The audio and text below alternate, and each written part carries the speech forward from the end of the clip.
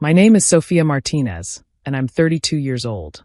6 months ago, my brother tried to humiliate me at my own wedding by calling me a gold digger in front of 300 guests. Today, he's begging me not to cancel the contract that keeps his law firm afloat. But to understand how we got here, I need to go back to the beginning.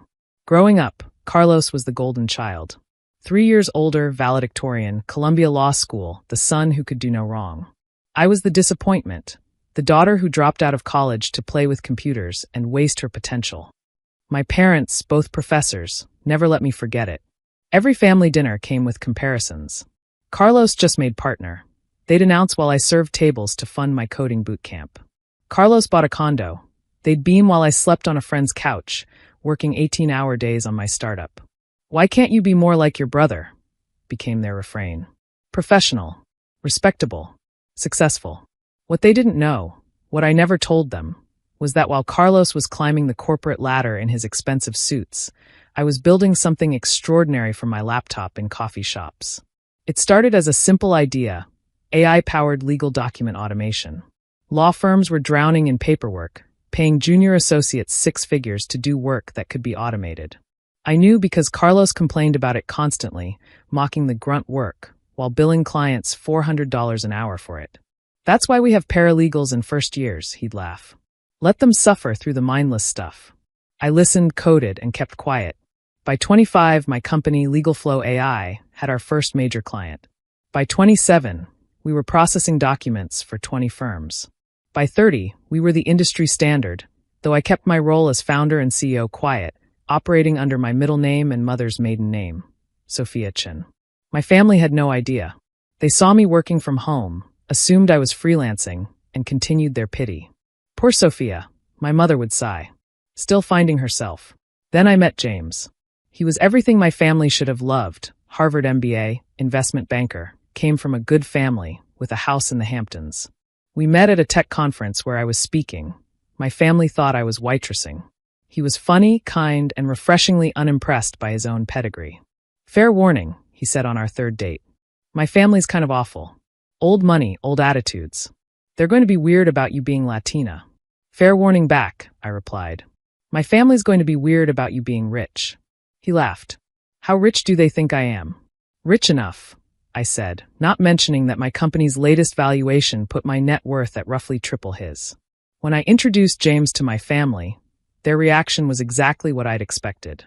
My mother practically genuflected. My father started calling him son. "And Carlos?" Carlos's eyes turned calculating. "Investment banking," he said, shaking James's hand too firmly. "Good money in that. Sophia's lucky to have found you." "I'm the lucky one," James said loyally, but Carlos had already moved on, talking about his law firm, dropping Harvard references, establishing his place in the pecking order. The engagement sent my family into overdrive. Suddenly, I was no longer the disappointment. I was the daughter who'd landed a rich husband, the one who'd finally figured it out. "I always knew you'd find your way," my mother said, admiring my engagement ring. "Marrying well is its own kind of success." Carlos was less subtle. "Just don't screw it up," he warned. "Guys like James have options. Don't give him reasons to explore them." "What's that supposed to mean?" I asked. "Just, maybe tone down the whole startup thing," he suggested. "No guy wants to hear about his wife's little business dreams. Be supportive of his career. That's your job now." I bit my tongue. In 2 months, his firm would be pitching for LegalFlow AI's expansion contract, a deal worth $50 million over 5 years. I wondered if he'd still call them little business dreams then. The prenup negotiations were when things got interesting. James insisted on one, not because he cared, but because his family demanded it. "They think every woman is after the family money," he apologized. "It's insulting, but it'll shut them up." "I want one too," I said, which surprised him. "Let's make it fair. Full financial disclosure, protect both our assets." Carlos, who'd appointed himself my legal advisor despite practicing corporate law, not family law, reviewed the documents. His face went through several expressions as he read my financial statements. "This can't be right," he said. "These numbers are accurate," I confirmed. "But how? You dropped out of college. You were waitressing." "I was funding my startup," I corrected.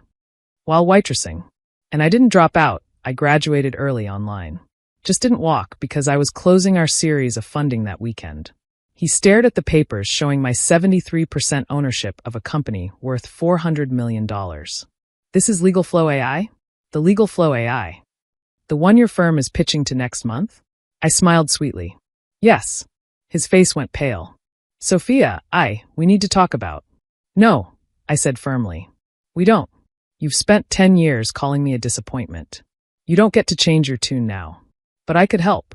The way you helped when I was sleeping on couches, when I was working 3 jobs to fund my prototype. I stood up. Keep reviewing the prenup, Carlos. Do your job.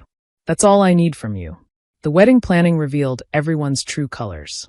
James's family tried to control everything, assuming they were paying. My family tried to minimize our side of the guest list, embarrassed by our humble relatives. Maybe we don't need to invite Tia Rosa, my mother suggested. She might feel out of place. Tia Rosa, who housed me for free when I was broke? I said. She's getting a seat at the head table. Carlos was the worst, constantly making jokes about me marrying up and warning James about what he was getting into. He'd tell stories about my failures, spinning my entrepreneurial struggles as character flaws. Remember when she tried to start that little computer thing? He'd laugh. Living off ramen, thinking she'd be the next Steve Jobs. Thank God she found James to take care of her. James would defend me, but I told him not to bother. Let them think what they want, I said. It'll make the wedding more interesting. I should have known Carlos would use his best man speech to humiliate me one last time. He was drunk on expensive champagne and his own importance, standing at the microphone in his designer tuxedo, commanding the room's attention. The speech started normally enough, childhood stories, jokes about young love. Then his tone shifted. But seriously, James, he said, his voice carrying across the silent ballroom. I have to warn you about my sister. Growing up, Sophia always had expensive tastes. Champagne dreams on a beer budget, you know? She'd date guys for their cars, their connections. I can't tell you how many times she borrowed money from boyfriends. The room stirred uncomfortably. James's hand found mine under the table. So when she introduced us to you, Carlos continued, successful, wealthy, connected, we all thought, here we go again. But bigger this time. The ultimate prize. Carlos, my father hissed from his table. But Carlos was on a roll.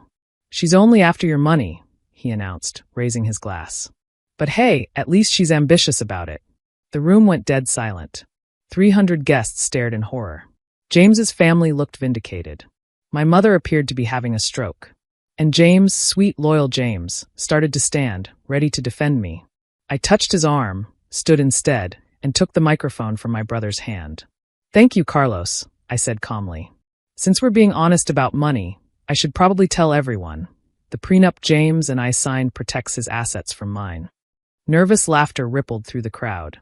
Carlos smirked, thinking I was making a joke. No, really, I continued. James is worth about $8 million. Impressive, right?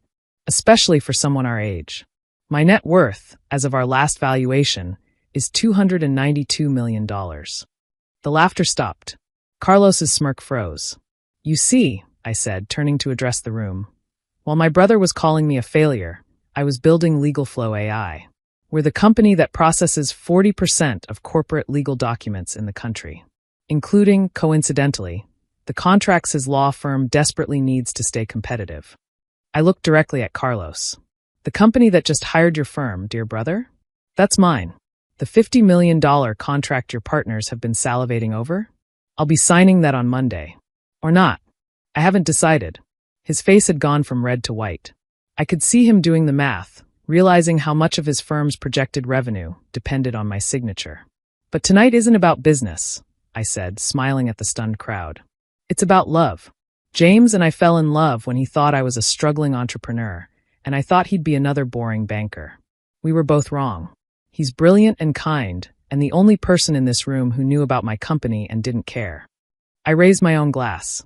So here's to my husband, who fell in love with a woman his family warned him was after his money, while my family promised him I was worthless. To James, who saw me for exactly who I am and loved me anyway. James stood, pulled me into a kiss, and the room exploded in applause. Well, most of the room. Carlos slunk back to his seat while my parents sat in shocked silence. The rest of the reception was fascinating. My relatives, the ones my mother had tried to hide, suddenly found themselves at the center of attention. Tia Rosa was chatting with tech investors. My cousin Maria, who my parents called unfortunate for being a single mother, was getting business cards from startup founders who wanted her accounting services. Carlos tried to corner me during the dancing. Sophia, we need to talk about the contract. No, I said. We don't. Submit your proposal like everyone else. May the best firm win. But we're family. Were we family when you called me a gold digger in front of everyone I care about? I asked. Were we family when you spent years mocking my dreams? I didn't know. Exactly, I said. You didn't know because you never asked. You never cared. You just assumed I was a failure because I didn't follow your path. My parents tried next. Mija, why didn't you tell us? My mother asked, tears in her eyes. Would it have mattered? I replied. Would you have been proud of me building a company, or would you have just pressured me to give Carlos a job? Their silence was answer enough. The Monday after the wedding, Carlos's firm submitted their proposal. It was desperate, offering discounts and perks they couldn't afford. My CFO laughed when she saw it. They're betting everything on this contract. I know, I said. So what do you want to do? I thought about it. Part of me wanted to reject them outright, let them twist in the wind. But that would hurt innocent employees who had nothing to do with Carlos's behavior. Give them the contract, I decided. But at our standard rate. No special treatment. And Carlos is banned from the account. If I see him in any meeting, any email, any interaction with my company, we pull the contract immediately. It was worse than rejection. Carlos had to watch his colleagues work on the biggest account of their careers while being explicitly excluded. He had to explain to his partners why the sister he'd called a gold digger wouldn't allow him near her multimillion-dollar account. 6 months later, the dynamic has completely shifted. My parents call constantly, wanting to reconnect and understand my journey. They name-drop me at university functions, the daughter who revolutionized legal technology. Carlos sends monthly emails apologizing, updating me on his life like we're close. He mentions stress, therapy, and learning from his mistakes. His firm's survival depends on my contract renewal next year, and he knows it. James and I bought a house in Palo Alto. I paid cash, which horrified his family and delighted mine. We're planning to start a family, and I've already heard my mother dropping hints about gifted grandchildren with entrepreneurial genes. You know what the funny thing is? James said last week, they all spent so much time worrying about you taking my money, they never considered you might have your own. That's not the funny part, I said. The funny part is they still don't get it. They're proud of me now because I'm rich. Not because I built something amazing, or helped transform an industry, or employed 500 people. Just because I have money. Carlos gets it, James pointed out. He's terrified of you now. He's terrified of my bank account, I corrected. There's a difference. Last month, at a family dinner, Carlos raised a toast. To Sophia, he said. The most successful Martinez. Everyone clinked glasses and smiled. My parents beamed. Tia Rosa caught my eye and winked. She knew what they were really toasting. They weren't celebrating the girl who fought for her dreams. They were celebrating the one with $292 million. But here's the thing. I am the same person. The same disappointment who dropped out of college to pursue a silly startup. The same failure who embarrassed them by waitressing. The same gold digger who couldn't possibly love James for himself. The only thing that changed was their ability to see my worth in numbers they understood. My name is Sophia Martinez. I'm 32 years old. My brother called me a gold digger at my wedding, in front of everyone who mattered to me. He thought he was exposing my true nature. Instead, he exposed his own, and that of everyone who spent years counting me out because I didn't follow their script. The prenup does protect James's assets from mine. All $8 million of them are safe from my $250 million and growing. Sometimes, when Carlos sends another groveling email, I forward it to James with a note. Still think I married you for your money? He always responds the same way. Obviously. That investment banking salary is irresistible. We laugh because we can. Because we know what really matters. Because the best revenge isn't just success. It's success that makes your doubters dependent on your signature. Carlos was right about one thing in his speech. I did have expensive tastes. I just had the ability to afford them myself.